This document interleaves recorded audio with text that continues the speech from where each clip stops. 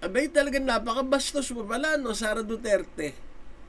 Pati si dating Pangulo Ferdinand Marcos Sr. na tatay ni PBBM, 30 taong mahigit na patay, binastos mo pa, dinamay mo pa sa sinabi mo na useless manawagang mag-resign si PBBM dahil kung ang tatay niya nga 20 taon mahigit naging presidente. Ikaw, Sara Duterte, ang tatay mo matagal nang hindi presidente pero hindi tumigil sa kapuputak, sa kadadaldal, sa kaka-fake news na si PBBM may bangag, etc. etc. para lamang mapabagsak niya, para lamang maging presidente ka ng di oras. Pero wala kayong narinig kay PBBM tungkol sa tatay mo. Ngayon, idadamay mo yung taong patay na. Wawalang hiyain mo, may masabi ka lang na pangit dapat kay PBBM. Ganyan kakabastos, Sara Duterte.